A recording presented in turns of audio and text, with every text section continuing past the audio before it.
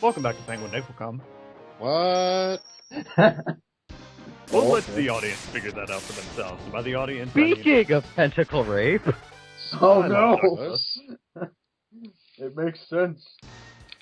Overall, I would probably consider Launch Octopus to be the hardest stage in the game for several reasons. But we'll get to those reasons when we. Every reason you could think of is why Launch Octopus is the hardest stage in the game. I love that guy in the water. It's like, haha, I'm on land. Oh, really, motherfucker? There are a ton of like really evil design decisions in this stage. Yeah, the most annoying mini boss in the game, which we'll be getting to, spike beds all over the goddamn ocean. I don't know why they're there. Not even that, but if you die, you respawn right before him. Anyway, this is not the hardest mini boss in the game. Well, he reappears about. Oh god, it's Snake. Actually, there's a different color of him in the second fight, and there's supposed to be a third recoloring, but they didn't implement the third one, thank God. More spikes. You know, for underwater physics, you're fucking fast as shit. Yeah, that Mega Man was like, okay, here it is. I'm getting a charge shot ready because fuck this mini boss. You see, he's like continuously sucking and blowing you away from him, and like at the same time there are also two beds of spikes right next to you that are very easy to fall into. Yeah, and he's also shooting snake missiles at you. Yeah, too. Alright, here I'm showing off how to get the heart container for this stage. Fly up this water current, whatever. Switch to Flame Mammoth's weapon and take down this ship. I never honestly thought to use Flame Mammoth's weapon, but that actually does things a lot more effectively. Oh, then you get hit by abyssals. Yeah.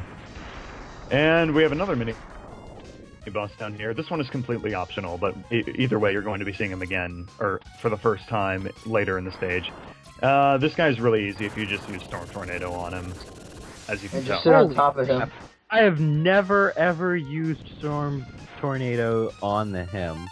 Oh, it's the easiest way to beat him, by far. I did not sit on top of him. That easy. And I'm taking well, he's easy regardless. my time getting out of that little corridor because I have died getting out there before. Yeah. Accidentally falling into the spikes, water physics. I hate it. And here we find him again. This is where you would find him for the first time, assuming you don't fight him to get the heart container. You know, they're I know they're not called heart containers, but we call them heart. Ow. But they containers. are. Da, da, da, da, da. Well, that's actually the best weapon to use on him because it drills through his entire body. Well, his head is the only weak point. Yeah. I don't know why. You can actually, no, you can hit the tail. Oh, can you? Yeah, I know. I've never tried it. Yeah, like the very tail end, you can hit the tail end, but the rest of the body is just no go. I don't know why I pulled out Spark Mandrel's weapon there. I guess I just kind of figured electrical weapon underwater equals... You wanted to have a cool color palette. He wanted to be super effective. Anyway. As it turns out, I have 0 lives left, and I could have sworn I was going to die, but then I realized I have 2 sub-tanks. Yay, sub-tanks. So I don't die. Spoiler alert. Do you win?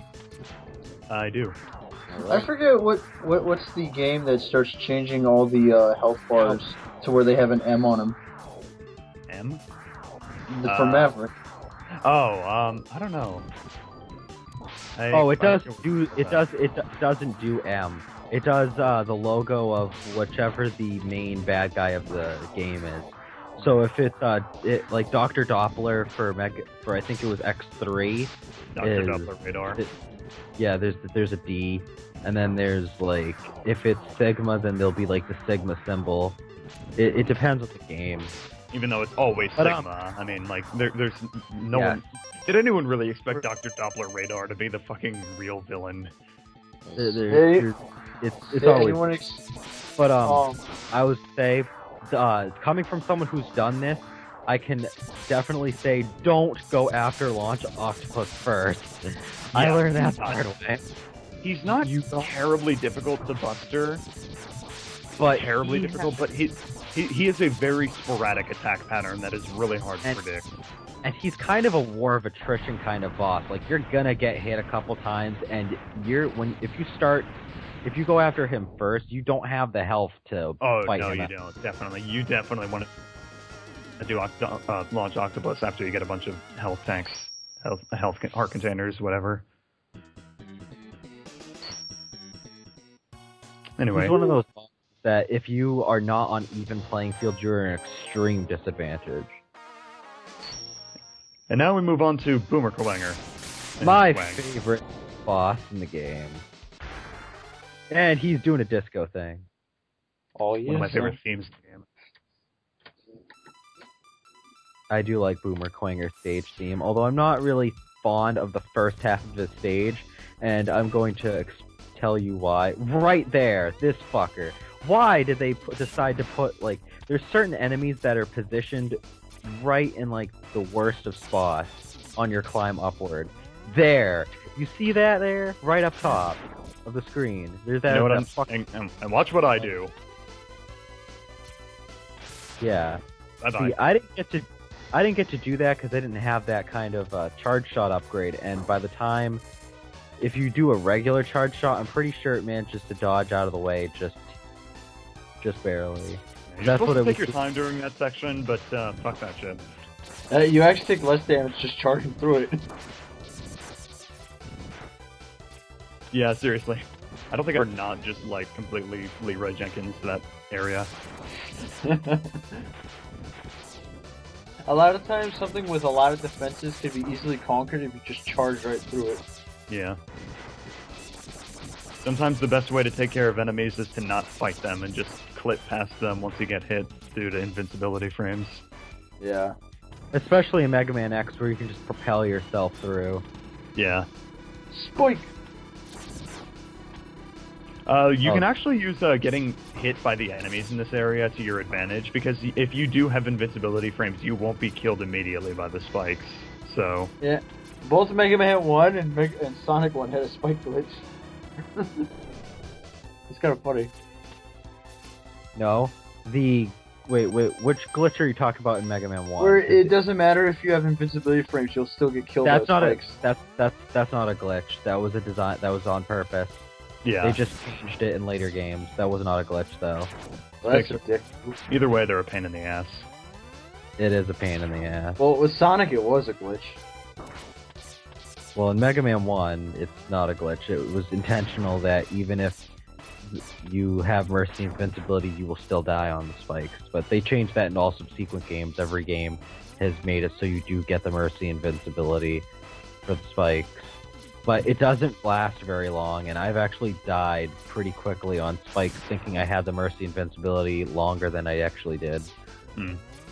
Yeah, as far as Boomer Kuwanger's stage is concerned, I'm not a big fan of it. I mean, it's like, like aesthetically, it's rather boring and really repetitive, but I love its theme, and the boss is pretty cool. The thing is that a lot of Mega Man games, they're not too good with doing upward ascending levels, because Oh no, Lekman is really... Oh god, Lekman. Lekman. I think there's one stage in Mega Man that's like a full-on upward ascension that I'm not that fully against. And I want to say that'd be Crash Man, but even Crash Man has some like problems with his stage. Like, there's those peepees that like they drop eggs, but the way that they drop them, like, it's... All right, I'm gonna interrupt you for a sec. The way that you get this heart container, you're supposed to use Boomer Kuwanger's weapon to get it, but because I don't like backtracking, you can use a fully charged shotgun ice to use a platform that propels you forward and just jump up there. Anyway, continue with what you're saying. I was done. Oh, okay. I pro-skilled that announcement. What, you were talking, Cloud? You're not paying attention to What, we're anybody. Lance. commentating, Shut Landon. up. What'd you say, Nipples? What? Movie ninjas? Movie ninjas, yes. completely relevant to Mega Man X. It is. Yeah. Really. We haven't really talked about it a whole lot, aside from just mentioning like other songs go, but the soundtrack in this game is fantastic. I love it to death. There's a few classic series games that I like the soundtrack better for, but I definitely have to say that Mega Man X is probably one of the best. The only one that comes like really close to me for soundtracks is probably 3. I'm gonna say 2 beats it for me, and 9 does too. I love 9's soundtrack. 9 is also good. Jesus Christ, cutting it closer. Yeah. Yeah, thankfully I have a sub-tank, so whatever. Alright, Boomer Kuwanger is really easy. I mean, he teleports a lot, but all you gotta do is just keep shooting the homing missiles at him. And he doesn't really try to attack you as much as he just likes to... Like, his only real attack is to do that. To just take you and grab you. So if you can stay far away from him and just continually shoot, he won't lay a finger on you. Hey guys, I'm not sure if you know, but I think that's a homing shot. Watch out, it's a homing missile. No, did you see Boomer Kuwanger's pose before he exploded? It was like that face where it was like, "Oh yeah!" He's a master. He loves it. He loves it when you give him the blaster. Boomerang cutter. Blast me some more, X. X. Shoot me up. Fill me up with Are you your buster. Are you gonna fight the mini boss in this one? Of course. Yes. If I can get an optional upgrade, I'm going to get it. It's just the way I do. You just have to fight like the most tanky mini boss in the entire game for it, but that's still okay. Yeah. And it doesn't really have any sort of weakness either that makes it go by faster. Considering how fast he's blowing through this, I can see this being a short LP. Yeah, I'm already more than halfway done through the game. It's a Mega Man game. Of course it's going to be a short LP. But that doesn't mean it's bad. This motherfucker right here. Okay, he's not hard, he just has way too much fucking health. But thankfully twice as much health as every Maverick in the game. Yes, he has... Alright, the Mavericks have 32. He has 64 health. But thankfully, there's a way of telling on screen when you're close to beating him because he starts to smoke up and stuff. Yeah. So only his head is vulnerable. Oh, sorry, go ahead. I was just saying only his head is vulnerable, I see.